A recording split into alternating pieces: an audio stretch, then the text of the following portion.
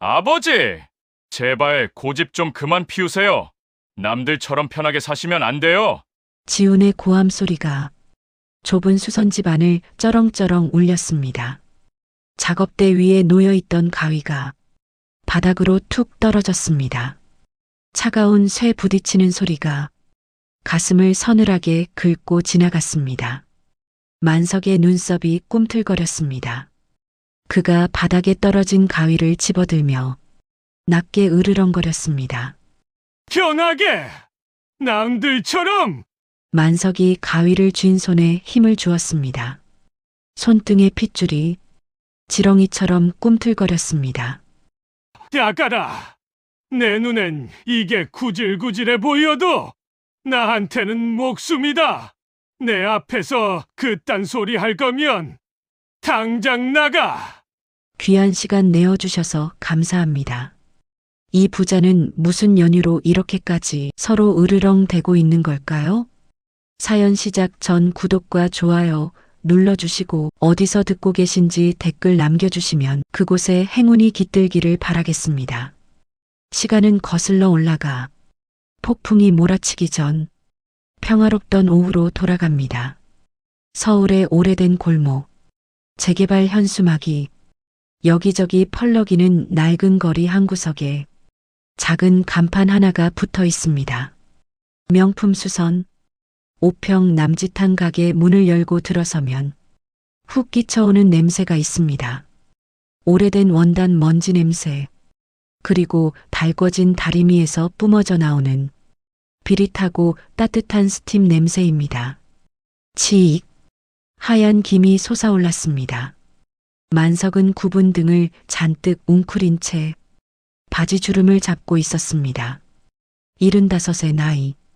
하지만 다리미를 쥔 그의 손은 마치 젊은 장수처럼 힘이 넘쳤습니다. 드르륵, 드르륵. 가게 구석에서는 아내 순분이 재봉틀을 돌리고 있었습니다. 코끝에 돋보기 안경을 2개나 겹쳐 쓰고 바늘구멍을 노려보는 눈매가 매서웠습니다. 영감, 라디오 소리 좀 줄여요. 시끄러워서 바늘이 춤을 추잖아. 순분의 타박에 만석은 들은 척도 하지 않고 다리미질에만 집중했습니다. 흥, 귀먹은 척하기는. 그때 가게 문이 벌컥 열렸습니다. 최신 유행하는 힙합 바지를 입은 젊은 청년이 들어왔습니다. 할아버지, 이거 수선 좀 해주세요. 청년은 껌을 질겅질겅 씹으며 바지 하나를 작업대 위에 던지듯 올려놓았습니다. 만석이 천천히 고개를 들었습니다. 던져진 바지를 보는 그의 눈빛이 순식간에 차가워졌습니다. 학생, 네, 옷은 던지는 게 아니다. 사람이 입는 거야. 사람을 던지면 쓰나. 만석의 묵직한 목소리에 청년이 움찔했습니다. 하지만 이내 기분 나쁘다는 듯 입술을 삐죽거렸습니다. 아, 알았어요. 돈 드릴 테니까 이것 좀 줄여주세요. 요즘 유행하는 핏으로요. 종아리가 꽉 끼게 확 줄여달라고요. 만석이 바지를 펼쳐보았습니다. 원단이 두꺼운 청바지였습니다. 이런 옷을 꽉 끼게 줄이면 피가 통하지 않는 것은 물론이고 앉았다 일어날 때 솔기가 터지기 십상이었습니다. 못해준다. 가져가라. 만석이 바지를 다시 청년 쪽으로 밀었습니다. 네. 왜요? 돈 준다니까요? 다른 데서는 다 해주는데 왜 안 해줘요? 돈이 문제가 아니야. 옷은 숨을 쉬어야 해. 이렇게 꽉 조여놓으면 옷도 죽고 사람도 죽어. 나는 멀쩡한 옷병신 만드는 짓은 안 한다. 참나. 할아버지, 그냥 해달라는 대로 해주면 되잖아요. 내 돈 내고 내가 입겠다는데 무슨 훈계질이에요? 청년이 언성을 높였습니다. 드르륵. 재봉틀 소리가 뚝 멈췄습니다. 순분이 돋보기 너머로 청년을 쏘아보았습니다. 만석이 다리미를 내려놓았습니다. 그리고 작업대 서랍에서 낡은 재단 가위를 꺼냈습니다. 서늘한 쇠붙이가 번뜩였습니다. 학생, 나는 50년 동안 가위질을 했어. 대통령이 와서 해달라고 해도 아닌 건 아닌 거야. 돈으로 내 기술을 살 수 있을 것 같으냐? 만석의 눈에서 뿜어져 나오는 기세에 청년은 저도 모르게 뒷걸음질을 쳤습니다. 그것은 고집불통 노인의 억지가 아니었습니다. 평생 한 길만 걸어온 장인만이 가질 수 있는 서슬퍼런 자존심이었습니다. 재수없어 진짜. 다시는 오나 봐라. 청년은 바지를 낚아채듯 들고 도망치듯 가게를 빠져나갔습니다. 쾅 하고 닫힌 문이 한참 동안 파르르 떨렸습니다.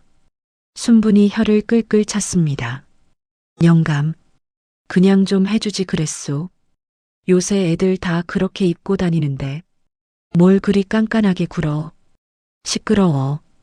자네는 미싱이나 똑바로 박아. 실밥 튀어나오면 다시 뜯을 줄 알라고. 만석은 퉁명스럽게 대꾸하고는 다시 다리미를 들었습니다. 하지만 그의 손은 미세하게 떨리고 있었습니다. 세상이 변했습니다. 원단의 결을 중요하게 여기던 시대는 가고 돈이면 다 되는 시대가 되었습니다. 그 변화의 속도가 만석은 가끔 버거웠습니다. 그때였습니다. 가게 밖에서 고급 승용차 한 대가 멈추는 소리가 들렸습니다. 누구지? 순분이 목을 길게 뺐습니다. 차 문이 열리고 말끔한 양복을 차려입은 중년 남자가 내렸습니다. 아들 지훈이었습니다. 어머, 우리 지훈이 아니냐? 순분이 반색하며 자리에서 일어났습니다. 하지만 지훈의 표정은 그리 밝지 않았습니다. 그는 가게 안으로 들어오자마자 손으로 코를 막으며 인상을 찌푸렸습니다. 어머니, 먼지 냄새 좀 봐. 환기 좀 시키고 사시라니까요. 아이고, 왔니? 바쁜데 웬일이야?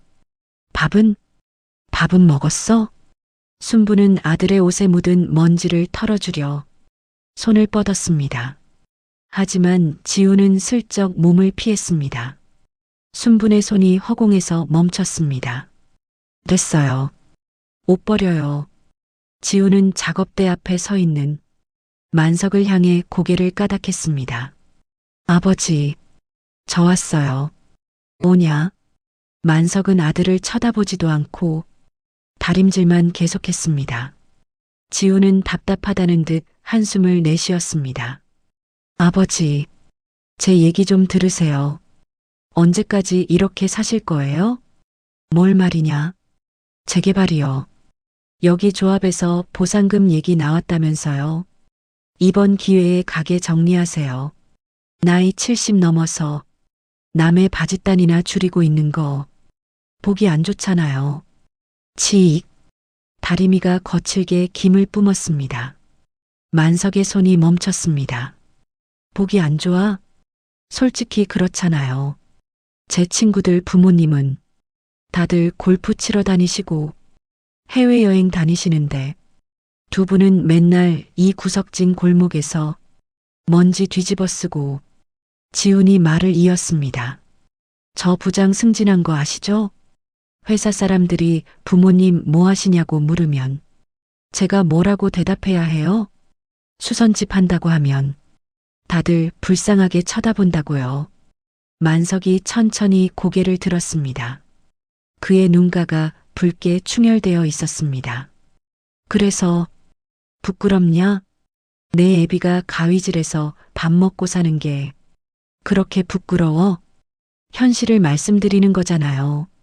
그리고 이번에 보상금 받으면 저 아파트 대출금 갚는데 좀 보태주세요. 며느리 볼 면목은 있으셔야죠?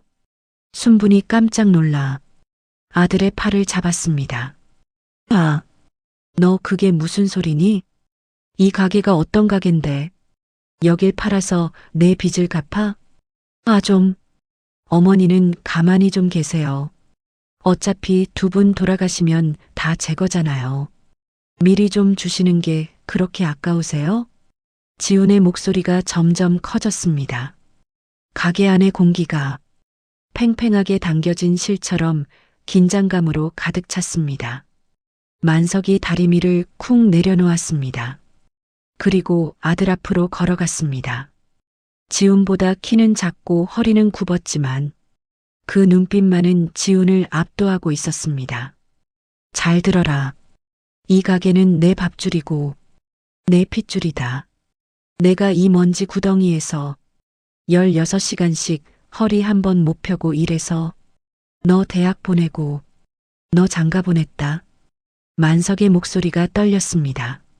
내가 입고 있는 그 비싼 양복, 내가 신고 있는 그 반짝이는 구두, 그거 다 내 손톱 밑에 낀 기름때 팔아서 산 거야. 알아? 아니까? 그러니까 이제 그만 좀 하시라고요. 지긋지긋하지도 않으세요? 짝! 날카로운 파열음이 터졌습니다. 순분의 손이 지훈의 등짝을 후려친 것이었습니다. 작지만 매운 손이었습니다. 이 썩을 놈, 어디서 말대꾸야. 순분이 씩씩거리며 소리쳤습니다. 그녀의 눈에서 눈물이 그렁그렁 맺혔습니다. 나가, 당장 나가. 내 아버지가 피 토하면서 번 돈으로 호강시켜놨더니 이제 와서 부끄러워? 우리가 너한테는 감추고 싶은 짐짝밖에 안 돼? 아 진짜 말이 안 통하네. 지우는 짜증스럽게 머리를 헝클어뜨리더니 뒤도 돌아보지 않고 가게를 나가버렸습니다. 쾅! 유리문이 부서질 듯 닫혔습니다. 다시 찾아온 정막. 라디오에서 흘러나오는 트로트 가락만이 처량하게 공간을 채웠습니다. 아이고, 내 팔자야. 순분이 바닥에 주저앉아 앞치마로 눈물을 훔쳤습니다. 만석은 멍하니 닫힌 문을 바라보았습니다. 아들의 말이 비수가 되어 가슴에 박혔습니다. 부끄럽다. 남의 옷이나 꿰매는 인생이 부끄럽다.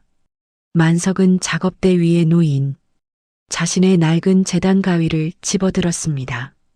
손잡이의 검은 칠은 다 벗겨져 벌건 쇠속살이 드러나 있었습니다. 50년을 함께한 가위, 자신의 분신이자 자부심이었던 도구. 그런데 오늘따라 그 가위가 참으로 무겁고 초라하게 느껴졌습니다.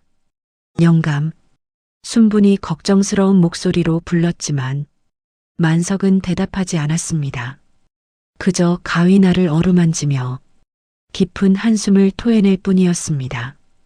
해는 뉘엿뉘엿 저물어가고 가게 안으로 길게 그림자가 드리워졌습니다. 그 그림자 속에서 만석의 굽은 등이 더욱 작고 외로워 보였습니다. 가게 밖 쇼윈도 너머로 퇴근길을 재촉하는 사람들의 발걸음이 스쳐 지나갔습니다. 화려한 도시의 불빛 속에서 명품 수선집의 낡은 간판만이 깜빡 깜빡 위태롭게 숨을 쉬고 있었습니다. 만석이 천천히 입을 열었습니다. 마치 혼잣말처럼 낮고 갈라진 목소리였습니다. 순분아, 소주 한 병 사와. 오늘은 목에 낀 먼지가 좀 맵네. 드르륵. 철제 셔터가 내려오는 소리가 골목의 정적을 갈랐습니다. 명품 수선집의 불이 꺼지고 가게 안에는 희미한 가로등 불빛만이 창살 틈으로 스며들고 있었습니다. 작업대 위에 신문지를 깔았습니다. 그 위에 김치찌개 냄비 하나와 소주 한 병, 그리고 찌그러진 양은 잔 2개가 놓였습니다. 보글보글 식어가는 찌개 끓는 소리가 유난히 크게 들렸습니다. 드세요. 빈속에 술만 들이키지 말고. 순분이 숟가락을 건넸습니다. 만석은 말없이 소주잔을 채웠습니다. 투명한 액체가 찰랑거리며 잔을 채웠습니다. 꼴깍. 만석이 단숨에 잔을 비웠습니다. 하고 터져나오는 소리가 쓰디썼습니다. 영감, 지훈이 말 너무 마음에 담아두지 마요. 젊은 애들이 뭘 알겠어. 그냥 사는 게 팍팍해서 그러려니 해요. 순분이 찌개 두부를 떠서 만석의 숟가락 위에 올려주었습니다. 하지만 만석은 숟가락을 들지 않았습니다. 그는 자신의 손바닥을 물끄러미 내려다보았습니다. 굳은 살이 박이고 여기저기 찔리고 베인 상처가 가득한 손, 지문이 닳아 없어져서 반질반질해진 손가락 끝. 순분아, 왜요? 이 손이 그렇게 더럽냐? 만석의 목소리가 젖어 있었습니다. 나는 말이요. 내 손이 참 자랑스러웠어. 이 손으로 가위질해서 우리 식구들 밥 먹이고 비 안 맞는 집에서 재웠으니까. 근데 지훈이 눈에는 이게 그냥 기름때 묻은 더러운 손으로만 보이나 보다. 순분의 가슴이 욱신거렸습니다. 그녀는 만석의 거친 손을 자신의 두 손으로 감싸쥐었습니다. 그녀의 손 역시 바늘에 찔린 자국으로 성한 곳이 없었습니다. 누가 그래요? 누가 더럽대? 이게 어떤 손인데? 세상에서 제일 귀한 손이야. 금덩이보다 더 비싼 손이라고. 순분이 목소리를 높였지만 끝내 말꼬리가 흐려졌습니다. 창문 밖에서 휘잉 찬바람 소리가 들려왔습니다. 그 바람 소리가 마치 옛날 그곳의 환풍기 소리처럼 들렸습니다. 50년 전 청계천 평화시장 3층 닭장처럼 다닥다닥 붙어있던 그 시절의 공장 소리 말입니다. 시간은 거슬러 올라가 먼지와 땀 냄새가 진동하던 1970년대로 돌아갑니다. 타닥, 타닥, 타닥. 수십 대의 재봉틀이 일제히 돌아가는 소리가 고막을 찢을 듯 울려 퍼졌습니다. 창문 하나 없는 3층 다락방. 천장이 너무 낮아서 허리를 제대로 펼 수조차 없었습니다.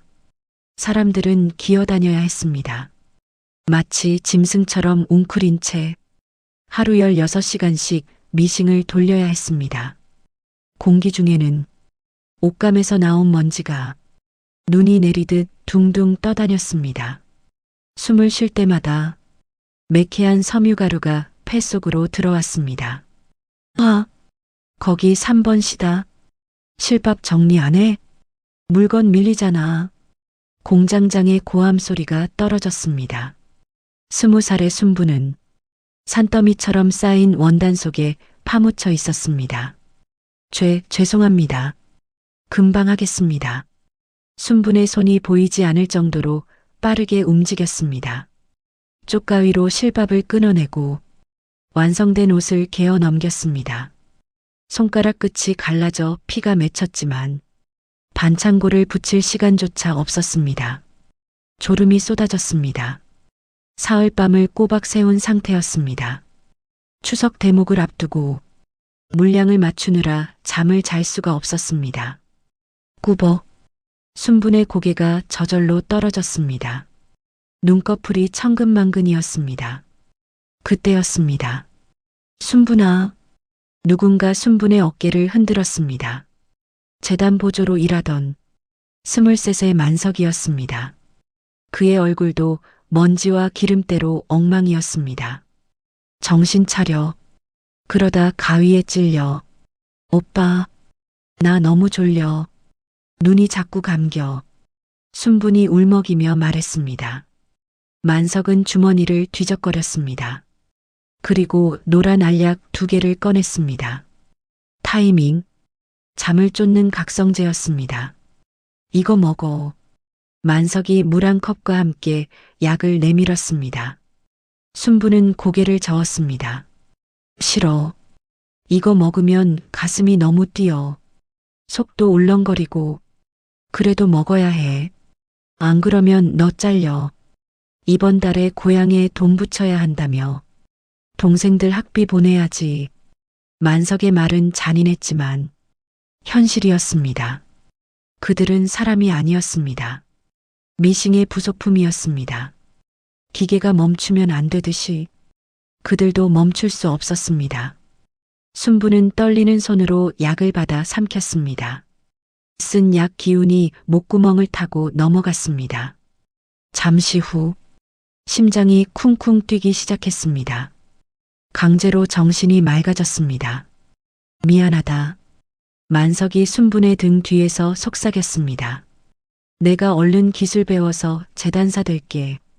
그때 되면 너 미싱 안 잡게 해줄게. 먼지 안 먹는 집에서 쌀밥 배 터지게 먹게 해줄게. 만석은 자신의 낡은 손수건을 꺼내 순분의 코를 풀어주었습니다. 킁! 시커먼 손뭉치 같은 먼지가 나왔습니다. 폐속까지 꽉 찬 섬유 먼지였습니다. 오빠나 몸 챙겨. 기침 소리가 안 좋아. 난 괜찮아. 남자는 깡으로 버티는 거야. 만석은 씩 웃어 보였지만 그의 입가에도 거무튀튀한 가래가 묻어 있었습니다. 다시 미싱 소리가 시작되었습니다. 타닥, 타닥, 타닥. 그 소리는 그들의 심장 박동 소리이자 생명을 갉아먹는 소리였습니다. 그들은 젊음을 태워 가로등 불빛 하나 없는 밤을 밝혔습니다. 다시 현재 수선 집안 만석이 소주 한 잔을 더 털어 넣었습니다. 그의 눈가가 붉게 물들어 있었습니다. 그때 우리가 타이밍 씹어가면서 만든 옷들이 산처럼 쌓였었지. 만석이 회상에 잠겨 중얼거렸습니다. 하루에 3,000장, 5,000장. 그 많은 옷을 만들면서도 정작 우리는 새 옷 한 번 못 입어봤어. 좋은 옷은 다 수출하고 백화점으로 갔지. 그랬지. 우린 불량품 나온 거나 기워 입었지. 순분이 씁쓸하게 웃었습니다. 그래도 나는 행복했다. 만석이 불쑥 말했습니다. 먼지 구덩이에서 굴러도 월급 봉투 받는 날이면 세상을 다 가진 것 같았어. 그 돈으로 쌀 사고 연탄 드리고 나중엔 우리 지훈이 기저귀 값 됐으니까. 만석이 빈 소주잔을 만지작거렸습니다. 순분아, 너 그거 아냐? 우리가 그때 마셨던 그 먼지들. 그게 다 지훈이 밥이 됐다. 내 폐에 박힌 먼지가 지훈이 등록금이 됐고 내 눈을 멀게 한 그 어둠이 지훈이 아파트가 된 거야. 순분의 눈에서 결국 눈물이 툭 떨어졌습니다.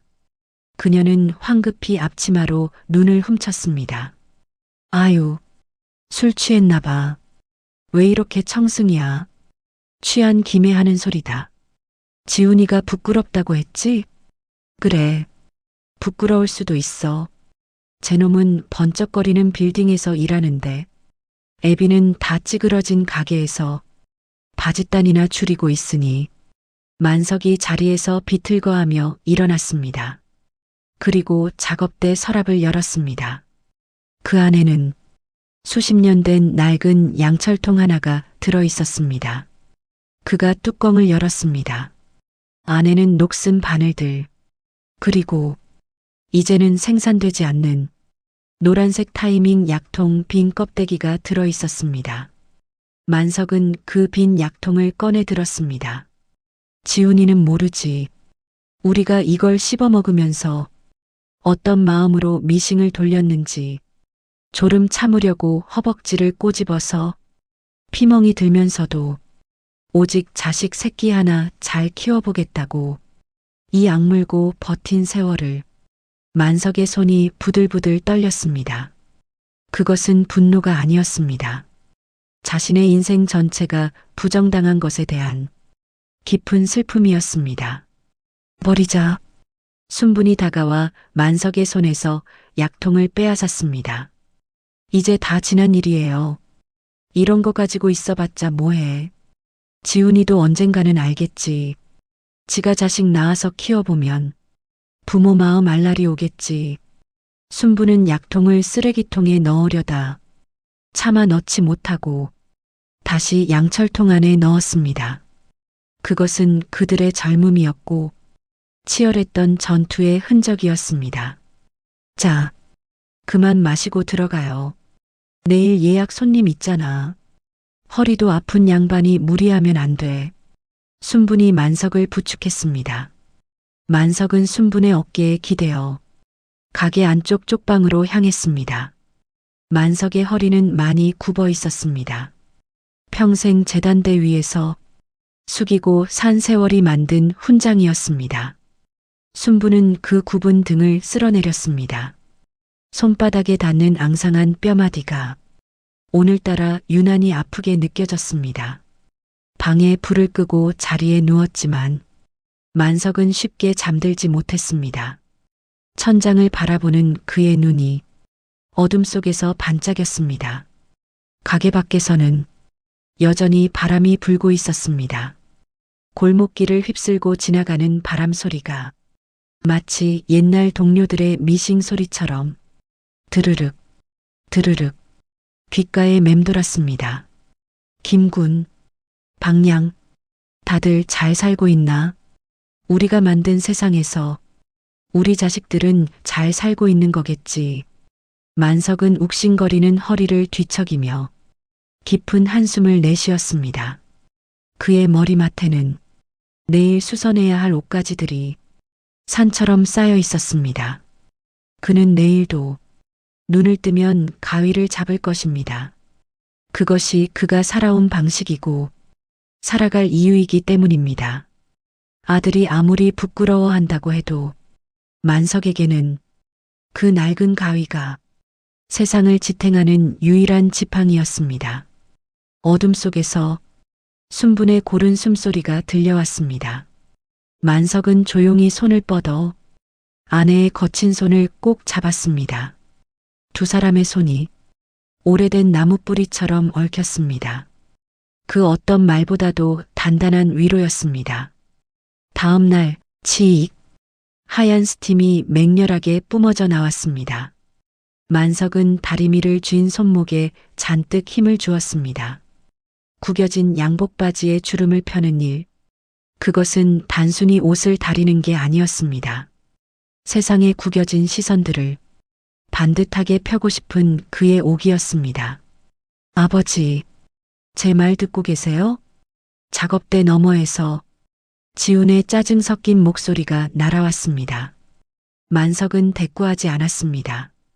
그저 묵묵히 다리미질만 계속했습니다. 오늘따라 지훈은 혼자가 아니었습니다. 손에는 서류 봉투 하나가 들려 있었습니다. 이번 달에도 대출 이자가 또 올랐어요. 민희가 지금 스트레스 받아서 위경련으로 응급실까지 갔다 왔다고요. 지훈이 작업대 위에 서류 봉투를 툭 던졌습니다. 은행 대출 관련 서류였습니다. 그래서 만석이 낮게 물었습니다. 다리미를 내려놓는 소리가 쿵 하고 울렸습니다. 가게 보증금이요. 여기 재개발 들어가면 권리금이랑 보증금 나오잖아요. 그거 미리 좀 빼주세요. 지훈의 입에서 기어이 돈 이야기가 나왔습니다. 만석의 눈가가 파르르 떨렸습니다. 구석에서 재봉틀을 돌리던 순분이 놀란 눈으로 돌아보았습니다. 너 지금 뭐라 그랬니? 보증금을 빼달라고? 아, 어머니는 좀 가만히 계세요. 어차피 두 분 돌아가시면 다 제 돈이잖아요. 나중에 상속세 내고 복잡하게 하느니 지금 미리 증여해 주시면 세금도 아끼고 좋잖아요. 지훈은 마치 회사에서 브리핑하듯 청산유수로 말을 쏟아냈습니다. 그의 논리는 완벽했습니다. 경제적인 관점에서 보면 틀린 말이 하나도 없었습니다. 하지만 그 계산기에는 부모의 삶은 빠져 있었습니다. 만석이 천천히 고개를 들어 아들을 쳐다보았습니다. 번듯한 대기업 부장, 잘 빗어넘긴 머리에 고급 맞춤 정장, 누가 봐도 성공한 중년의 신사였습니다. 지훈아, 네, 아버지, 이 가게가 너한테는 그냥 돈으로만 보이냐? 그럼 이게 돈이지 뭐예요?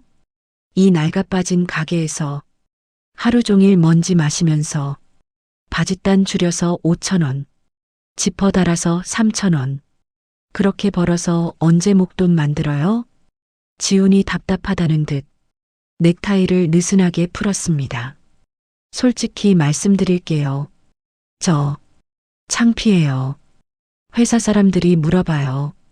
아버님 아직도 일하시냐고. 그럼 제가 뭐라고 하는 줄 아세요? 그냥 소일거리로 취미 삼아 하신다고 해요.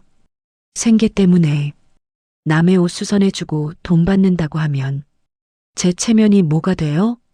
지훈의 말은 거침이 없었습니다. 그것은 칼이었습니다. 부모의 가슴을 난도질하는 아주 예리하고 차가운 칼이었습니다. 만석은 아무 말도 할 수 없었습니다. 가슴 명치가 꽉 막힌 듯 숨이 쉬어지지 않았습니다. 창피하다. 자식이 부모를 창피해한다. 그 어떤 욕설보다 더 아픈 말이었습니다. 그때였습니다. 벌떡 순분이 자리를 박차고 일어났습니다. 그녀의 손에는 방금까지 실밥을 뜯던 쪽가위가 들려 있었습니다. 야, 이 나쁜 놈아. 순분의 고함 소리에 가게 안이 쩌렁쩌렁 울렸습니다. 지훈이 깜짝 놀라 뒷걸음질 쳤습니다. 어머니 왜 그러세요? 너 지금 뭐라고 했어? 창피해? 내 애비가 남의 옷 끼워주는 게 창피해? 순분이 작업대를 돌아 나와 지훈의 앞으로 달려들었습니다. 그녀는 지훈이 입고 있는 고급 양복깃을 움켜쥐었습니다. 이거 벗어. 아, 왜 이러세요 진짜. 사람들 보는데. 벗으라고. 당장 벗어. 순부는 악에 바친 사람처럼 지훈의 옷을 잡아 흔들었습니다. 그녀의 눈에서 굵은 눈물이 뚝뚝 떨어졌습니다. 내가 입고 있는 그 양복, 그거 어디서 났어? 하늘에서 떨어졌어? 땅에서 솟았어? 이거야 제가 백화점에서 산 거죠. 그 돈이 어디서 났냐고 묻잖아. 내 아버지가 이 먼지 구덩이에서 피 토하면서 재봉틀 돌리고 손가락에 바늘 구멍이 숭숭 뚫리도록 일해서 그 돈으로 너 대학 보내고 그 돈으로 너 유학 보내서 그래서 내가 지금 그 자리에 있는 거 아니야. 순분의 목소리가 갈라졌습니다. 가슴속에 맺혀있던 응어리가 화산처럼 터져 나왔습니다. 우리는 평생 1,000원짜리 짜장면도 못 사 먹으면서 너는 메이커 운동화 신기고 우리는 구멍난 러닝 셔츠 기어 입으면서 너는 브랜드 옷 입혔어. 왜? 내 새끼 기죽지 말라고. 어디 가서 공장 다니는 부모 뒀다고 무시당하지 말라고. 순부는 지훈의 가슴을 주먹으로 쳤습니다. 퍽! 퍽! 아프지 않은 주먹질이었지만 지훈은 꼼짝도 할 수 없었습니다. 근데 뭐? 창피해? 우리가 내 앞길 막는 짐짝이야? 이 보증금이 어떤 돈인데? 이게 내 아버지 목숨값이고 내 눈알 값이야. 이걸 빼서 내 빚을 갚아? 순부는 바닥에 주저앉아 통곡했습니다. 아이고, 내 팔자야. 자식 농사 헛지었네. 헛지었어. 호랑이 새끼를 키운 줄 알았더니 은혜도 모르는 짐승을 키웠네. 지훈의 얼굴이 불그락 푸르락해졌습니다. 지나가던 사람들이 유리창 너머로 힐끔거리며 쳐다보았습니다. 창피함과 당혹감이 밀려왔습니다. 아, 진짜 어머니는 왜 이렇게 극성이세요? 누가 공짜로 달래요? 나중에 다 갚는다고요. 지훈이 소리를 질렀습니다. 그때까지 묵묵히 서 있던 만석이 입을 열었습니다. 그만해라. 낮지만 서늘한 목소리였습니다. 만석은 다리미 플러그를 뽑았습니다. 더 이상 스팀은 나오지 않았습니다. 여보, 일어나. 만석이 다가와 바닥에 주저앉은 순분을 일으켜 세웠습니다. 순분은 만석의 품에 안겨 서럽게 울었습니다. 만석은 거친 손으로 아내의 등을 토닥였습니다. 그리고 아들을 바라보았습니다. 분노도 슬픔도 아닌 체념의 눈빛이었습니다. 지훈아, 내 말이 맞다. 나는 그냥 수선쟁이다. 평생 남의 옷이나 고쳐주면서 살았다. 그래서 너한테는 늘 작아진 옷처럼 볼품없는 애비였겠지. 만석이 작업대 위에 놓인 서류 봉투를 집어들었습니다. 그리고 지훈의 가슴팍에 밀어 넣었습니다. 가져가라. 그리고 다시는 오지 마라. 네. 가게 보증금? 그거 빼주마. 대신 조건이 있다. 만석의 눈빛이 매섭게 빛났습니다. 이 돈 가져가는 순간 너는 내 아들 아니다. 부모 자식 연 끊는 값이라고 생각해라. 지훈의 눈이 커졌습니다. 설마 아버지가 이렇게까지 나올 줄은 몰랐습니다. 아버지, 말씀이 너무 심하시잖아요. 저는 그냥 현실적인 대안을. 나가라. 만석이 버럭 소리를 질렀습니다. 평소에는 볼 수 없었던 사자의 포효 같은 울림이었습니다. 내 눈앞에서 당장 꺼져. 내가 입고 있는 그 옷. 내가 만들어준 거지만 이제 보니 너한테는 안 어울리는구나. 사람이 덜 됐는데 옷만 번지르르 하면 뭐해. 만석은 손가락으로 문을 가리켰습니다. 지훈은 입술을 깨물었습니다. 자존심이 상했지만 아버지의 기세에 눌려 더 이상 대꾸할 수가 없었습니다. 알았어요. 간다고요. 가면 될 거 아니에요. 지훈은 서류 봉투를 낚아채듯 들고 신경질적으로 몸을 돌렸습니다. 딸랑. 문이 열리고 닫히는 소리가 유난히 날카롭게 들렸습니다. 지훈이 사라지고 난 뒤 가게 안에는 정막만이 감돌았습니다. 순분의 울음소리도 잦아들었습니다. 만석은 힘없이 작업대 의자에 주저앉았습니다. 다리에 힘이 풀렸습니다. 허리 통증이 송곳으로 찌르듯 밀려왔습니다. 만석이 신음하며 허리를 잡았습니다. 영감, 왜 그래요? 괜찮아요? 순분이 놀라서 달려왔습니다. 만석의 얼굴이 백지장처럼 하얗게 질려 있었습니다. 식은땀이 비 오듯 쏟아졌습니다. 괜찮어. 그냥 좀 결려서 그래. 만석은 애써 웃어 보이려 했지만 입꼬리가 파르르 떨렸습니다. 마음이 무너지니 몸이 먼저 알고 비명을 지르는 것이었습니다. 오늘은 그만 닫자. 나도 좀 쉬고 싶네. 만석의 목소리에 깊은 피로가 배어 있었습니다. 평생 단 한 번도 쉬고 싶다는 말을 한 적 없는 사람이었습니다. 아무리 아파도 가위만 잡으면 눈빛이 살아나던 사람이었습니다. 그런 만석이 가위를 내려놓았습니다. 순부는 말없이 셔터를 내렸습니다. 드르륵. 철제 셔터가 내려오면서 가게 안은 어둠에 잠겼습니다. 어둠 속에서 만석은 자신의 손을 내려다보았습니다. 오늘따라 손이 더 작고 초라해 보였습니다. 내가 잘못 산 것일까? 평생을 바쳐 지켜온 가업, 자식들을 위해 바친 청춘, 그 모든 것이 부정당한 오늘, 만석의 가슴에는 수선할 수 없을 만큼 커다란 구멍이 뚫려버렸습니다. 지훈이 던지고 간 말들이 가게 구석구석에 박힌 먼지처럼 사라지지 않고 맴돌았습니다. 창피해요. 남의 옷이나 꿰매면서 만석은 눈을 감았습니다. 눈을 감으니 옛날 평화시장 시절의 미싱 소리가 환청처럼 들려왔습니다. 다라라라락, 다라라라락. 그때는 희망이라도 있었습니다. 고생 끝에 낙이 올 거라는 믿음이 있었습니다. 하지만 지금은 무엇이 남았을까요? 늙고 병든 몸과 부모를 부끄러워하는 자식분. 영감, 일어나요. 집에 가요. 순분이 만석의 팔을 잡아 끌었습니다. 만석은 무거운 몸을 일으켰습니다. 한 걸음 한 걸음 떼는 것이 천리길을 가는 것처럼 버거웠습니다. 가게를 나서는 만석의 뒷모습이 어제보다 한 뼘은 더 작아져 있었습니다. 그의 그림자가 골목길 바닥에 길게 그리고 희미하게 늘어졌습니다.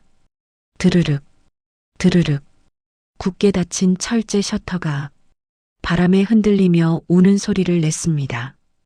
개인 사정으로 당분간 쉽니다. 삐뚤빼뚤하게 쓴 종이 한 장만이 차가운 셔터 위에 덩그러니 붙어 있었습니다. 동네 사람들은 지나가며 수군거렸습니다. 무슨 일 있나? 만석 영감님이 가게 문 닫는 거 처음 보네. 그러게. 365일 비가 오나 눈이 오나 열던 양반인데 명품 수선집의 문은 사흘째 열리지 않았습니다. 가게 안쪽 두 사람이 겨우 누울 만한 비좁은 단칸방. 그곳에서 끙끙 앓는 신음소리가 새어나왔습니다. 만석은 땀에 흠뻑 젖은 채 이불을 뒤척였습니다. 허리가 끊어질 듯 아파왔습니다. 척추관 협착증, 오래된 기계가 녹슬고 삐걱거리는 것처럼 평생 구부리고 살아온 그의 척추뼈가 신경을 짓누르고 있었습니다. 영감, 이거 좀 먹어요. 진통제 갈아왔어. 순분히 숟가락으로 물에 갠 하얀 가루약을 떠먹여 주었습니다. 만석은 받아먹을 힘도 없어 약물을 입가로 흘렸습니다. 내가 미싱을 돌려야 하는데. 만석이 헛소리처럼 중얼거렸습니다. 아유, 그놈의 미싱 타령 좀 그만해요. 지금 몸이 이 지경인데 일이 대수야? 순부는 속상함에 만석의 땀을 거칠게 닦아주었습니다. 하지만 그녀의 눈가는 이미 퉁퉁 부어 있었습니다. 그때였습니다. 밖에서 쿵쿵쿵 문을 두드리는 소리가 났습니다. 계세요? 아버지, 어머니, 지훈이었습니다.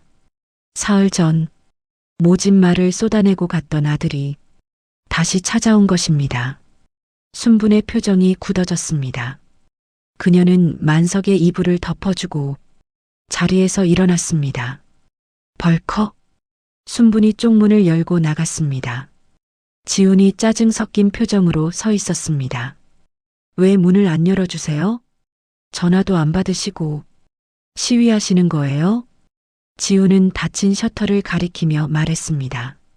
이렇게 가게 문 닫고 들어누우시면 제가 뭐 죄송해서 아이고 잘못했습니다 하고 빌 줄 알았어요? 저 그 정도로 안 약해요. 순부는 기가 차서 말이 안 나왔습니다. 아비가 아파서 누웠는데 자식이라는 놈은 그걸 시위라고 생각하고 있었습니다. 너란 놈은 정말 구제불능이구나. 내 아버지가 지금 어떤 상태인 줄이나 알아? 아프시겠죠. 연세가 있으시니까 당연히 여기저기 쑤시겠죠. 그러니까 제 말대로 하시라고요. 가게 정리하고 보상금 받아서 병원비도 쓰고 편하게 사시라고요. 왜 자꾸 고집을 피워서 사서 고생을 하세요? 들어오너라. 방 안에서 만석의 갈라진 목소리가 들렸습니다. 순분이 막으려 했지만 만석은 다시 한번 불렀습니다. 지훈이 들어오라고 해. 지훈은 구두를 벗고 좁은 단칸방으로 들어섰습니다. 방 안에는 퀴퀴한 곰팡이 냄새와 파스 냄새가 진동했습니다. 지훈은 저도 모르게 인상을 찌푸리며 코를 찡긋거렸습니다. 만석은 벽에 기대어 힘겹게 앉아 있었습니다. 며칠 새 얼굴이 반쪽이 되어 있었습니다.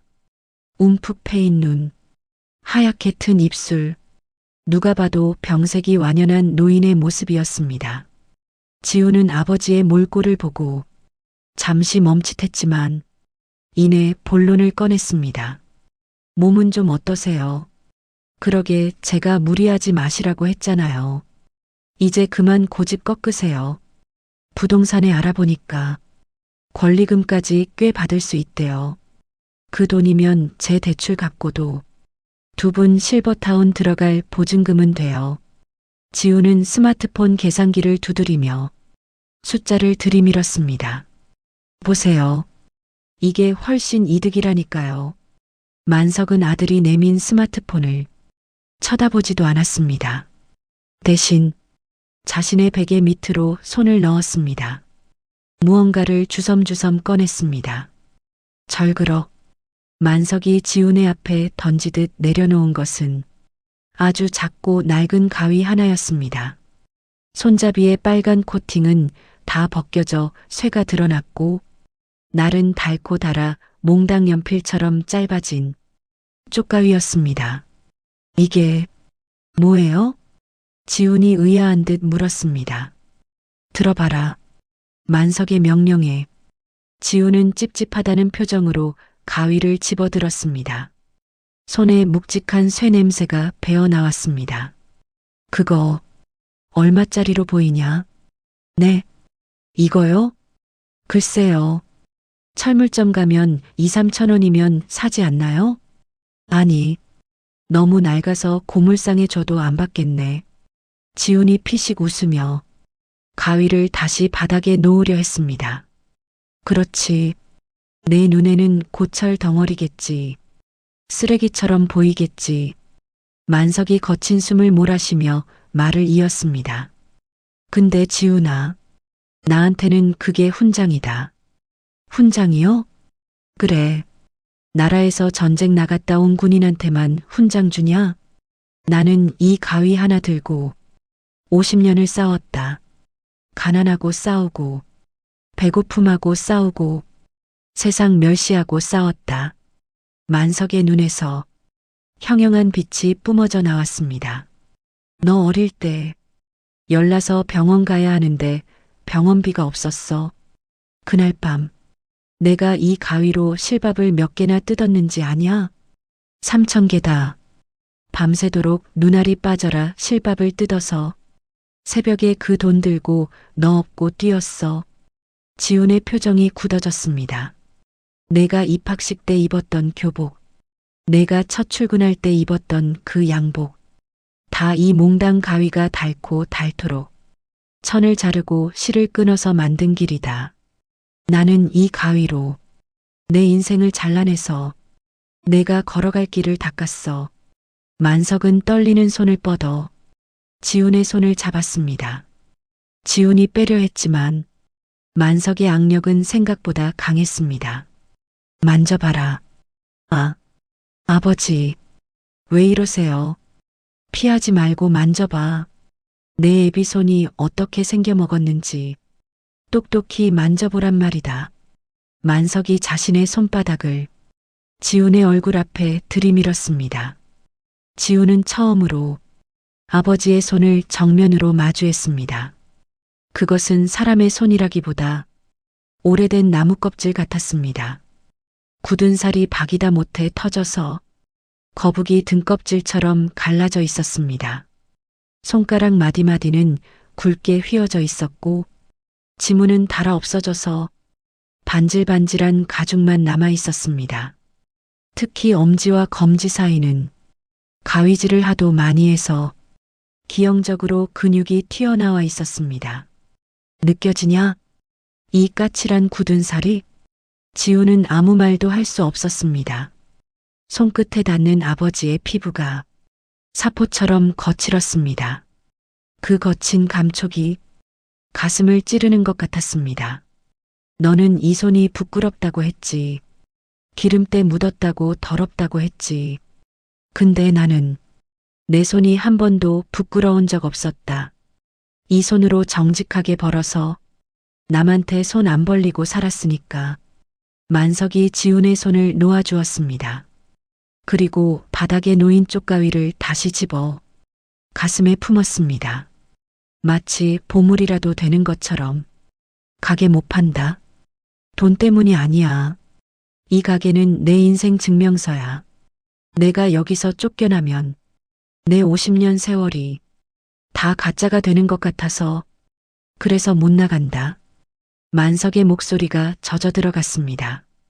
지훈아, 내가 보기엔 똥파리 날리는 구멍가게지만 나한테는 여기가 청와대고 대기업이야. 내가 여기서 왕이었고 여기서 가장이었다. 그러니까 제발 내 마지막 자존심은 짓밟지 말아다오. 방 안에 침묵이 흘렀습니다. 지우는 고개를 들 수가 없었습니다. 바닥에 놓인 자신의 스마트폰 계산기 앱이 여전히 켜져 있었습니다. 화면에 찍힌 보상금 3억. 그 숫자가 아버지의 달아빠진 가위 앞에서 너무나 가볍고 초라해 보였습니다. 여보, 그만해요. 숨 넘어가겠어. 순분이 울먹이며 만석을 부축했습니다. 만석은 기력이 다한 듯 다시 베개 위로 스르르 쓰러졌습니다. 하지만 그의 손에는 여전히 쪽가위가 꽉 쥐어져 있었습니다. 지훈이 자리에서 일어났습니다. 다리가 저려왔습니다. 방 안의 공기가 너무 무거워서 숨을 쉬기가 힘들었습니다. 가보겠습니다. 지훈은 도망치듯 방을 빠져나왔습니다. 신발을 신는데 손이 떨려서 구두 주걱을 제대로 잡을 수가 없었습니다. 가게 밖으로 나오자 차가운 바람이 뺨을 때렸습니다. 지훈은 셔터 앞에 멍하니 서 있었습니다. 자신의 손을 내려다보았습니다. 매일 핸드크림을 발라 보드랍고 매끈한 손, 펜대나 굴리던 하얀 손, 방금 만졌던 아버지의 손 감촉이 지워지지 않았습니다.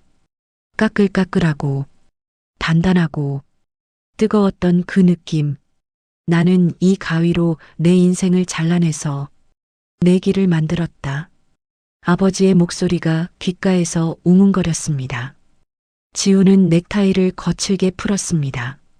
갑자기 목이 메어와서 견딜 수가 없었습니다. 시발. 지훈이 욕지기를 내뱉으며 허공을 올려다보았습니다. 눈물이 나오려는 것을 억지로 참았습니다. 인정하고 싶지 않았습니다. 자신이 틀렸다는 것을, 그 구질구질한 가위질 덕분에 자신이 지금 이 자리에 서 있다는 것을. 하지만 부정하려 할수록 아버지의 굽은 등과 어머니의 눈물이 선명하게 떠올랐습니다. 가게 안쪽 방에서는 순분이 만석의 가슴을 쓸어내리고 있었습니다. 영감, 왜 그랬어? 그냥 좋게 말하지. 모르겠다. 그냥 보여주고 싶었어. 내가 헛산 게 아니라고. 너랑 내가 먼지 구덩이에서 구른 게 부끄러운 짓 한 게 아니라고. 만석이 눈을 감았습니다. 눈꼬리를 타고 눈물 한 방울이 흘러내려 베개를 적셨습니다. 순분아, 왜요? 나 다시 미싱 앞에 앉을 수 있겠지? 그럼요. 앉고 말고. 당신이 누군데? 평화시장 최만석인데. 순분은 만석의 손을 잡고 자신의 볼에 비볐습니다. 쪽가위를 쥔 만석의 손마디가 오늘따라 유난히 시리도록 붉었습니다. 그날 밤 지우는 집에 돌아와서도 옷을 갈아입지 못했습니다. 아버지가 만들어준 그 비싼 맞춤 정장을 입은 채 소파에 멍하니 앉아 있었습니다. 소매 끝단에 삐져나온 실밥 하나가 보였습니다. 평소 같았으면 쪽가위로 톡 끊어냈을 텐데 오늘따라 그 실밥이 아버지의 핏줄처럼 보여서 차마 끊어낼 수가 없었습니다. 지우는 그 실밥을 만지작거리며 오래도록 잠들지 못했습니다. 다음 날 오후 지우는 다시 골목길에 서 있었습니다. 손에는 죽 전문점의 쇼핑백이 들려 있었습니다. 어제 그렇게 도망치듯 나가고서 무슨 낯으로 왔느냐고 묻는다면 할 말이 없었습니다. 그저 마지막에 보았던 아버지의 휑한 눈동자가 밤새 천장 위로 떠다녀 잠을 잘 수가 없었기 때문입니다. 드르륵. 다행히 셔터는 반쯤 열려 있었습니다. 하지만 가게 안은 텅 비어 있었습니다. 아버지, 어머니, 아무런 대답이 없었습니다. 병원에 가신 걸까요? 아니면 약국이라도 가신 걸까요? 지우는 쭈뼛거리며 가게 안으로 들어섰습니다. 주인 없는 가게는 정막 강산처럼 고요했습니다. 항상 웅웅거리며 돌아가던 환풍기 소리도 규칙적으로 들리던 재봉틀 소리도 없으니 마치 시간이 멈춘 공간 같았습니다. 지우는 작업대 위에 죽을 내려놓았습니다. 그리고 습관처럼 주위를 둘러보았습니다. 여기저기 쌓인 자투리 원단들, 색색깔의 실타래들, 바닥에 굴러다니는 실밥들, 어제까지만 해도 지저분해 보였던 풍경이 오늘따라 왠지 낯설게 다가왔습니다. 그때 작업대 한 구석에 놓인 검은 비닐봉지가 눈에 들어왔습니다. 아버지의 약봉지였습니다. 약은 제대로 드시고 계신 건가? 지우는 무심코 봉지를 열어보았습니다. 안에는 진통제와 파스, 그리고 소화제가 뒤엉켜 있었습니다. 그런데 약봉지 밑바닥에 무언가 묵직한 것이 만져졌습니다. 약이라기엔 네모나고 딱딱한 물건. 지우는 손을 깊숙이 넣어 그것을 꺼냈습니다. 이게 뭐지? 그것은 아주 오래된 스프링 노트 2권이었습니다. 표지는 낡아서 너덜너덜해졌고 모서리는 손때가 타서 새까맣게 변해 있었습니다. 지우는 홀린 듯 첫 번째 노트를 펼쳤습니다. 누렇게 바른 종이 위로 아버지의 삐뚤빼뚤한 글씨가 나타났습니다. 1990년 3월 2일, 맑음, 30년도 더 된 날짜였습니다. 오늘 지훈이 초등학교 입학식? 가방을 사줘야 하는데 돈이 모자랐다. 철야 작업을 했다. 눈이 침침해서 바늘에 손을 3번 찔렸다. 피가 났지만 원단에 안 묻게 빨아먹었다. 우리 지훈이 기죽으면 안 되는데, 메이커 가방 사줘야 하는데, 지훈의 숨이 턱 멈췄습니다. 기억나는 가방이었습니다. 그때 친구들이 부러워했던 유명 캐릭터가 그려진 파란색 가방. 그게 아버지의 피로 산 것인 줄은 몰랐습니다. 지훈은 떨리는 손으로 다음 장을 넘겼습니다. 1996년 5월. 비용. 지훈이가 나이키 운동화를 사달라고 했다. 반장하려면 좋은 신발 신어야 한다고 했다. 순분이가 갯돈을 깼다. 나는 오늘 점심을 굶었다. 물배 채우고 미싱을 돌리니 속이 쓰리다. 그래도 우리 아들 운동화 신고 뛰어다닐 생각하니 배가 부르다. 지훈의 시야가 흐려지기 시작했습니다. 가슴 깊은 곳에서 뜨거운 것이 울컥 치밀어 올랐습니다. 그는 미친 사람처럼 페이지를 넘겼습니다. 2002년 지훈이 대학 등록금, 타이밍 2 알먹음.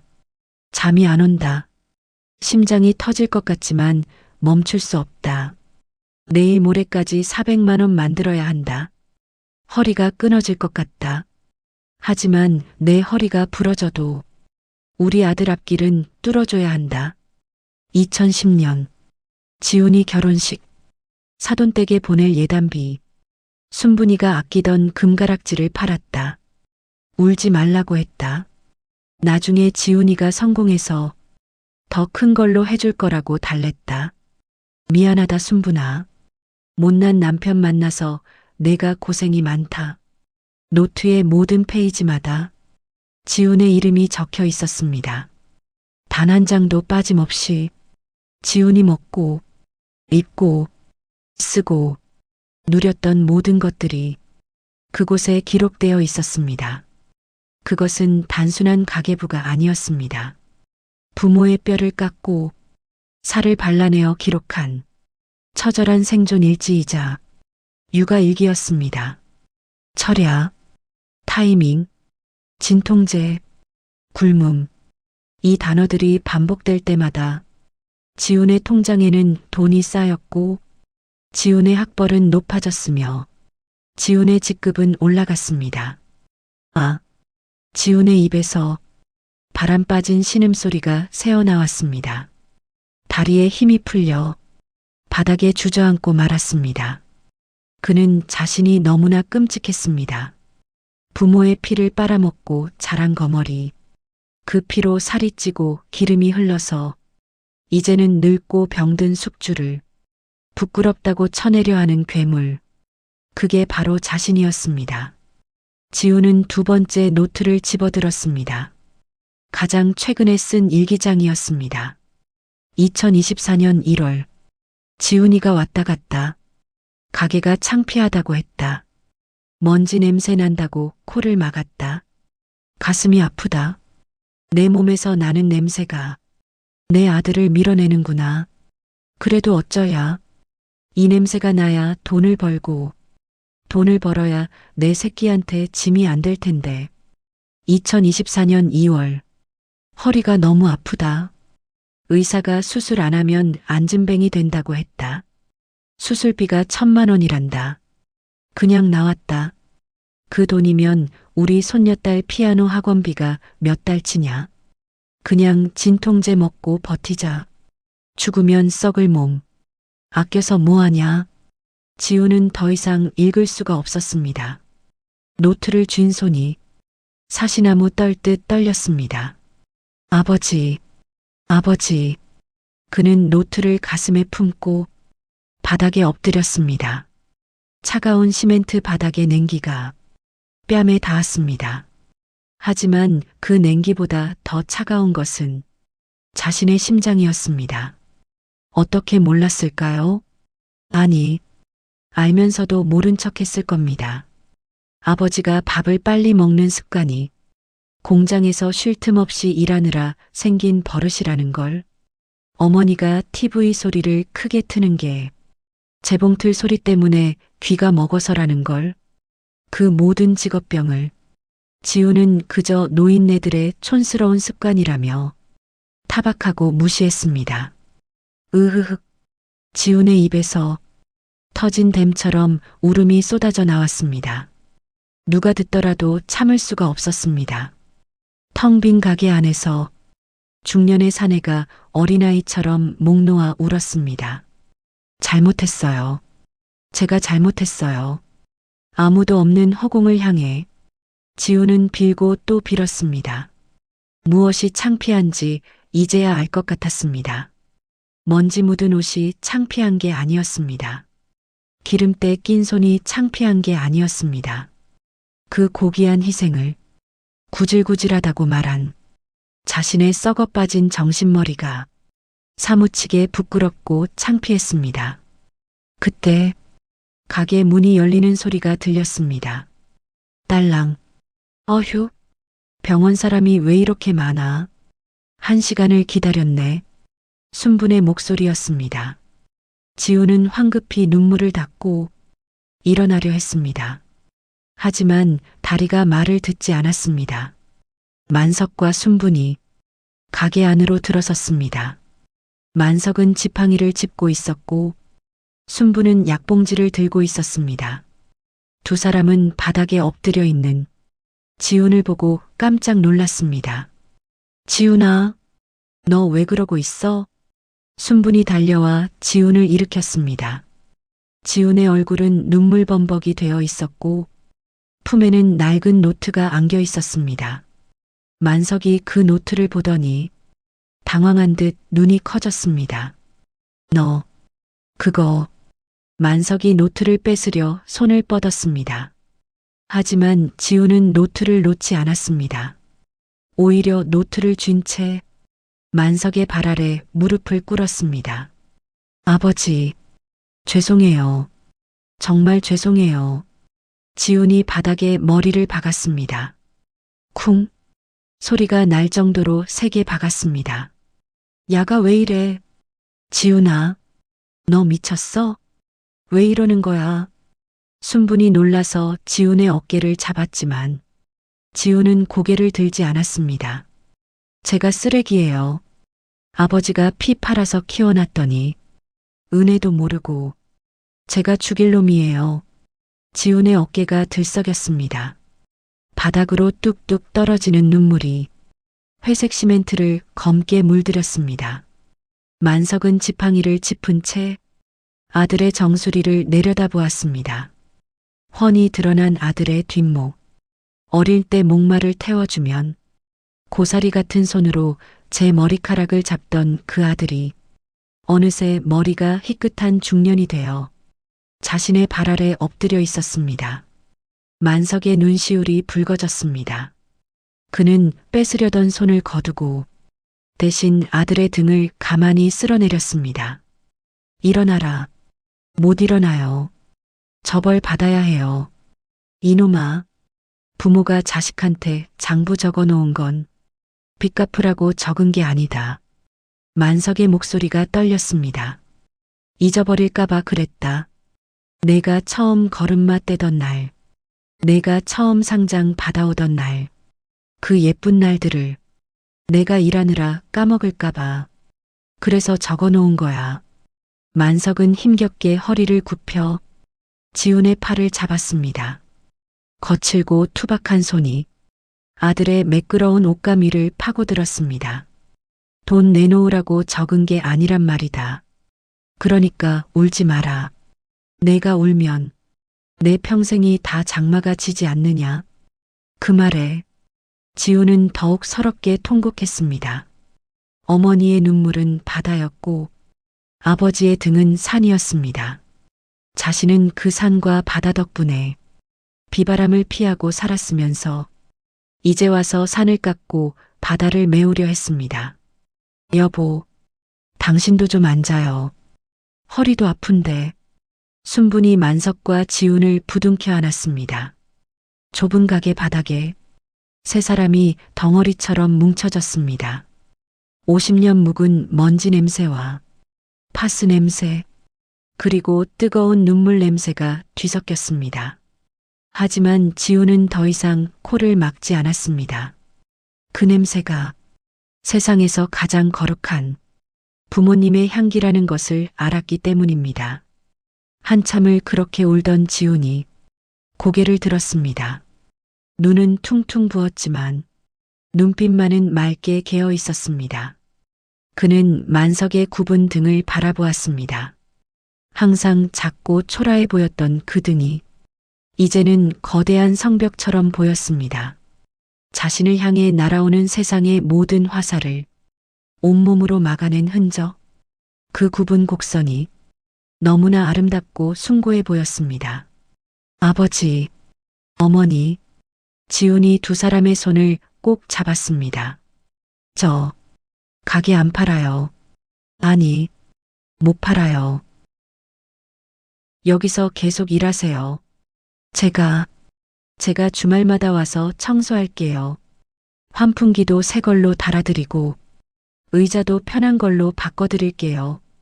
지훈은 만석의 손에 들린 지팡이를 보며 다짐하듯 말했습니다. 그리고 아버지 허리 수술 제일 좋은 병원에서 해드릴게요. 돈은 걱정 마세요. 아버지가 저한테 투자하신 거에 비하면 이건 이자도 안 되는 돈이니까요. 만석이 피식 웃었습니다. 주름진 눈가에 물기가 서려 있었습니다. 됐다 이놈아. 수술은 무슨 그냥 진통제나 사와. 싫어요. 제 고집대로 할 거예요. 아버지만 고집 있어요? 저도 최씨 고집이에요. 지훈이 억지를 부리자 순분도 눈물을 닦으며 웃음을 터뜨렸습니다. 그래, 너도 최씨였지. 똥고집 최씨 집안 남자들 못 말린다니까 정말. 가게 안으로 오후에 햇살이 길게 비스듬히 들어왔습니다. 먼지들이 햇살 속에서 금가루처럼 반짝이며 춤을 추었습니다. 그 먼지 하나하나가 만석과 순분이 흘린 땀방울 같았습니다. 지훈은 그 반짝이는 먼지 속에서 비로소 숨을 깊게 들이마셨습니다. 매캐하지 않았습니다. 따뜻하고 포근했습니다. 그것은 사랑의 입자였으니까요. 가게 밖 재개발을 알리는 붉은 깃발이 펄럭였지만 이 작은 수선집은 그 어떤 바람에도 흔들리지 않을 것 같았습니다. 단단하게 꿰매진 가족의 마음이 그곳을 지탱하고 있었기 때문입니다. 드르륵 드르륵. 경쾌한 재봉틀 소리가 다시 골목길을 채웠습니다. 굳게 닫혀있던 셔터가 올라가고 명품 수선의 낡은 간판에 아침 햇살이 비스듬히 내려앉았습니다. 가게 안은 활기가 넘쳤습니다. 라디오에서는 신나는 트로트가 흘러나왔고 스팀 다리미는 하얀 김을 뿜으며 칙칙폭폭 기차 소리를 냈습니다. 영감, 이거 바짓단 좀 잡아줘요. 손님 오실 시간 다 됐어. 알았어. 서두르지 마. 바늘 풀어진다. 만석은 작업대 위에서 능숙하게 초크질을 했습니다. 허리에는 여전히 복대를 차고 있었지만 표정만은 전보다 훨씬 편안해 보였습니다. 며칠 전에 폭풍우가 지나가고 가게에는 다시 평화가 찾아왔습니다. 하지만 그 평화는 예전과는 달랐습니다. 체념이나 버티기가 아닌 진짜 희망이 깃든 평화였습니다. 딸랑, 경쾌한 종소리와 함께 가게 문이 열렸습니다. 어서 오세요. 순분이 밝은 목소리로 인사를 건넸다가 이내 활짝 웃었습니다. 어머, 지훈이 왔니? 지훈이었습니다. 그런데 모습이 조금 달랐습니다. 항상 칼날처럼 다림질된 완벽한 슈트 차림이었던 그가 오늘은 넥타이도 없이 소매를 걷어올린 편안한 차림이었습니다. 하지만 손에 들린 것은 고급 서류 가방이 아니라 꾸깃꾸깃한 종이 쇼핑백이었습니다. 아버지, 어머니, 식사는 하셨어요? 뭐냐? 우리는 먹었다만 너는 점심시간도 아닌데 웬일이냐? 만석이 안경 너머로 아들을 바라보았습니다. 지우는 쑥스러운 듯 뒷머리를 극적였습니다. 저 부탁드릴 게 좀 있어서요. 부탁? 돈 필요하냐? 만석이 농담처럼 툭 던졌습니다. 예전 같았으면 정색했을 지훈이 피식 웃으며 쇼핑백을 작업대 위에 올렸습니다. 아니요. 돈보다 더 어려운 거예요. 아버지가 아니면 안 되는 거라서요. 지훈이 쇼핑백에서 꺼낸 것은 하얀색 와이셔츠였습니다. 그런데 상태가 말이 아니었습니다. 옆구리 쪽이 날카로운 것에 걸렸는지 기역자로 크게 찢어져 있었습니다. 어쩌다 이랬냐? 비싼 옷 같은데. 순분이 혀를 차며 옷을 만져보았습니다. 현장에서 좀 움직이다가 자재더미에 걸렸어요. 그냥 버릴까 했는데 아버지가 사주신 거라서요. 지훈의 말에 만석의 손길이 잠시 멈췄습니다. 그 셔츠는 지훈이 부장으로 승진했을 때 만석이 백화점에 가서 제일 좋은 것으로 골라 선물했던 옷이었습니다.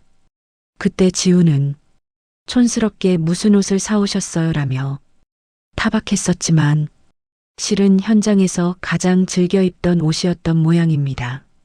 이리 줘봐라. 만석이 셔츠를 받아들었습니다. 찢어진 부위를 꼼꼼히 살폈습니다. 상처가 꽤 깊고 컸습니다. 이건 짜깁기를 해야겠구나. 일반 수선으로는 티가 나서 안 돼. 되겠어요? 너무 많이 찢어졌는데.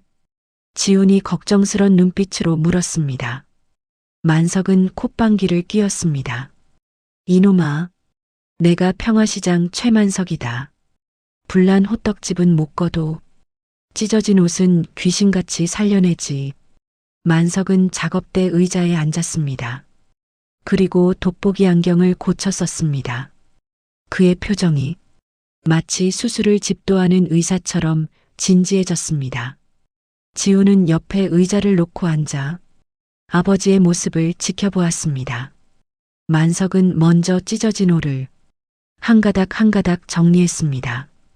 그리고 원단과 똑같은 실을 찾아내 바늘에 끼웠습니다. 침침한 눈 때문에 바늘기를 찾는 것이 쉽지 않았습니다. 만석이 미간을 찌푸리며 바늘구멍을 향해 실을 가져갔지만 자꾸만 빗나갔습니다. 제가 해드릴게요. 지훈이 얼른 손을 뻗었습니다. 만석은 잠시 망설이다가 바늘과 실을 아들에게 건넸습니다. 지훈은 단번에 바늘귀에 실을 깨어 아버지에게 돌려드렸습니다. 눈이 좋아서 좋겠다. 나는 이제 구멍이 2개로 보인다. 앞으로 바늘은 제가 꿰게요. 아버지는 꿰매기만 하세요. 만석이 빙긋 웃었습니다. 그 웃음이 너무나 따뜻해서 지훈의 마음 한구석이 찡해졌습니다. 본격적인 작업이 시작되었습니다. 만석의 손이 움직이기 시작했습니다. 한 땀, 2땀. 그것은 기계가 하는 박음질과는 차원이 달랐습니다. 원단의 시실과 날씨를 교묘하게 엮어서 찢어진 틈을 메워나갔습니다. 가게 안에는 정막이 흘렀습니다. 시계 초침 소리와 만석의 거친 숨소리, 그리고 바늘이 천을 통과하는 사각 소리만이 들렸습니다. 지훈은 숨을 죽이고 아버지의 손끝을 바라보았습니다. 그 손, 며칠 전에는 징그럽게만 보였던 그 울퉁불퉁한 손가락이 지금은 마법사의 지팡이처럼 신비롭게 움직이고 있었습니다. 30분이 지났을까? 만석의 이마에 땀방울이 맺혔습니다. 순분이 조용히 다가와 수건으로 땀을 닦아주었습니다. 다 됐다. 만석이 마지막 매듭을 짓고 쪽가위로 실을 톡 끊었습니다. 그리고 셔츠를 탁탁 털어 지훈에게 보여주었습니다. 어때? 지훈은 입을 다물지 못했습니다. 분명히 찢어져서 너덜거렸던 부분이 감쪽같이 사라졌습니다. 눈을 씻고 찾아봐도 어디가 찢어졌던 곳인지 알 수 없을 정도였습니다. 와, 진짜 마술이네요. 어떻게 티가 하나도 안 나요? 자세히 봐라. 티가 왜 안 나냐? 만석이 손가락으로 수선한 부위를 가리켰습니다. 지훈이 눈을 가늘게 뜨고 들여다보았습니다. 그러자 미세하게나마 다른 곳보다 조금 더 도톰하고 촘촘하게 엮인 부분이 보였습니다. 아, 보이네요. 약간 두꺼워졌어요. 그래. 찢어진 곳을 실로 엮고 또 엮었으니까 당연히 두꺼워지지. 만석이 셔츠를 다림판 위에 올렸습니다. 그리고 달궈진 스팀 다리미를 들었습니다. 지훈아, 옷이라는 게 참 묘하다. 치익. 하얀 김이 솟아올랐습니다. 처음 공장에서 나올 때는 매끈하고 흠 하나 없이 깨끗하지. 하지만 입다 보면 찢어지기도 하고 해지기도 하고 단추가 떨어지기도 해. 만석이 힘주어 다림질을 했습니다. 구겨졌던 셔츠가 반듯하게 펴졌습니다. 근데 말이다. 그렇게 상처난 곳을 정성 들여서 꿰매고 나면 거기가 옷 전체에서 제일 튼튼한 곳이 된다.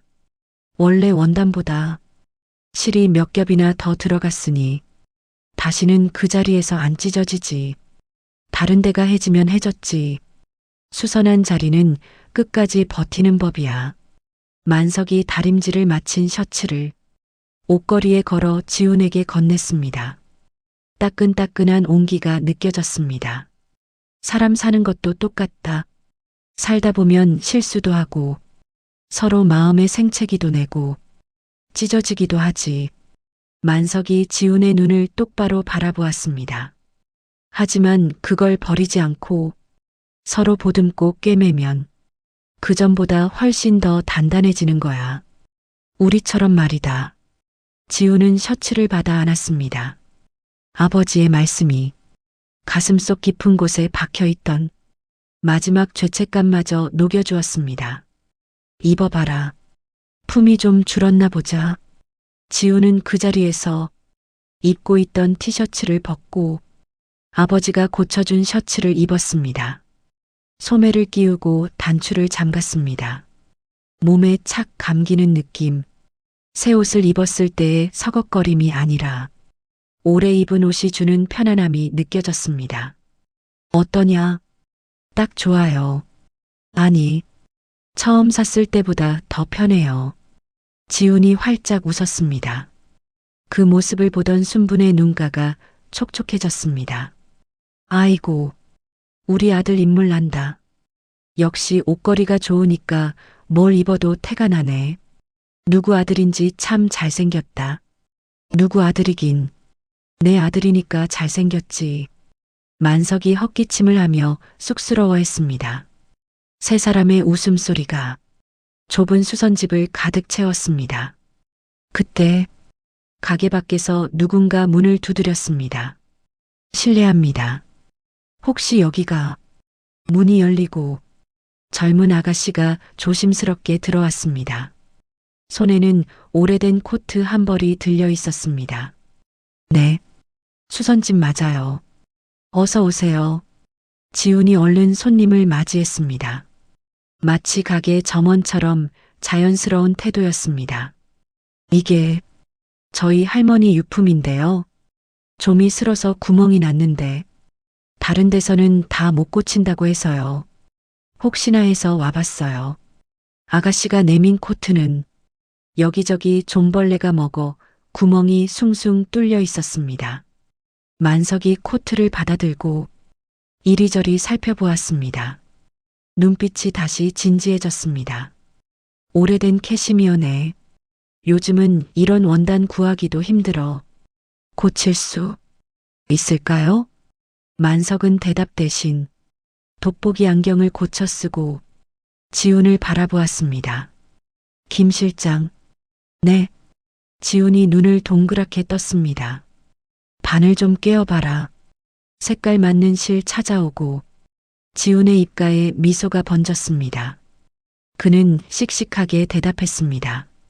네, 알겠습니다, 사장님. 지훈은 서랍을 열어 실을 찾기 시작했습니다. 순부는 다리미에 물을 채웠고 만석은 가위를 들고 원단을 다듬기 시작했습니다. 드르륵, 드르륵. 다시 재봉틀이 돌아가기 시작했습니다. 미싱 바늘이 힘차게 원단을 받고 나갔습니다. 바퀴가 돌 때마다 가게 안에는 활기가 돌았습니다. 지우는 실을 찾다 말고 잠시 멈춰서서 부모님의 뒷모습을 바라보았습니다. 굽은 등, 하얗게 센 머리카락. 하지만 그들의 그림자는 그 어느 때보다 크고 당당해 보였습니다. 가게 한편에 걸린 달력 위로 오후의 햇살이 비쳤습니다. 찢어졌던 날짜들이 지나고 새로운 계절이 오고 있었습니다. 미싱은 돕니다. 바늘이 내려가면 반드시 다시 올라오듯이 우리네 인생도 바닥을 치면 다시 올라올 것입니다. 아픔을 꿰매고 상처를 기워서 더 단단하고 아름다운 옷을 만드는 곳. 여기는 대한민국 최고의 장인이 운영하는 명품 수선입니다. 치익. 하얀 스팀이 피어오르며 화면 가득 따뜻한 안개가 번져갑니다. 그 안개 속에서 세 가족이 머리를 맞대고 오래된 코트를 살려내고 있습니다. 세상에서 가장 아름다운 풍경이었습니다. 찢어진 옷을 꿰매면 그 부분이 가장 단단해진다는 이야기 속 내용처럼 우리네 인생도 시련을 겪고 나면 더 단단해지리라 믿습니다. 오늘 들려드린 명품 수선집 이야기가 여러분의 가슴에 따뜻한 위로한 조각으로 기워졌기를 바랍니다. 이 세상 모든 아버지, 어머니의 굽은 등과 거친 손을 응원하며 이 이야기가 마음에 닿으셨다면 구독과 좋아요로 함께 마음을 나누어 주세요. 여러분의 작은 응원이 더 따뜻한 이야기를 만드는 큰 힘이 됩니다. 감사합니다.